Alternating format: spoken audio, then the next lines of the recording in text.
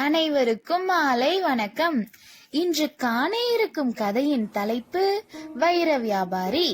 என்ன குழந்தைகளே, கதைக்குள்ளே செல்லலாமா? வைர வியாபாரி ஒருவன் தன் வைரங்கள் அனைத்தையும் விற்றுவிட்டு பணத்தை ஒரு மூட்டையில் கட்டிக்கொண்டு தன் சொந்த ஊருக்கு திரும்பிக் கொண்டிருந்தான். வழியில் ஒரு ஆற்றை கடக்க வேண்டி இருந்தது. ஆனால் எதிர்பாராத விதமாக அந்த ஆற்றில் வெள்ளம் பெருக்கெடுத்து ஓடியது. வெள்ளத்தை பொருட்படுத்தாத வைர வியாபாரி எப்படியாவது ஆற்றை கடந்து சென்று விடலாம் என்று எண்ணி அந்த ஆற்றில் இறங்கினான். அப்போது வெள்ளம் அவனை நிலை தடுமாற செய்தது. இதனால் அவன் தன் பண மூட்டையை வெள்ளத்தில் தவறவிட்டான். உடனே, ஐயோ, என் பண மூட்டையை வெள்ளம் அடித்து செல்கிறதே, யாராவது காப்பாற்றுங்கள் என்று கதறினான்.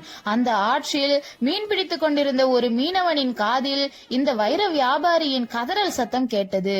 உடனே அவன் ஆற்றில் குதித்து கடுமையாக போராடி அந்த பண மூட்டையை எப்படியோ மீட்டு எடுத்து கரையை அடைந்தான்.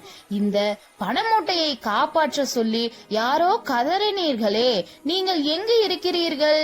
நான் உங்கள் பண மூட்டையை மீட்டு கொண்டு வந்து விட்டேன், வந்து பெற்றுக்கொள்ளுங்கள் என்று சத்தம் போட்டு அழைத்தான். ஆனால் வெகு நேரம் ஆகியும் யாரும் அதை பெற வரவில்லை. பிறகுதான் அவனுக்கு புரிந்தது அந்த பணமூட்டைக்கு சொந்தக்காரன் ஆற்று வெள்ளத்தில் அடித்து செல்லப்பட்டார் என்று.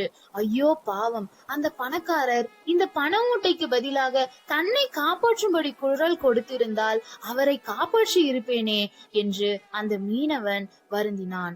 இப்படிதான் நாமும் நம் தேவைகளை சில நேரங்களில் இறைவனிடம் சரியாக கேட்காமல் வெறும் பணத்தை மட்டுமே கேட்கிறோம். அதனால் பல நேரங்களில் நாம் நம் வாழ்வில் உயிருக்கு சமமான நிம்மதியை இழக்க நேரிடும். நன்றி குழந்தைகளே. இனி ஒரு இனிமையான கதையில் சந்திப்போம்.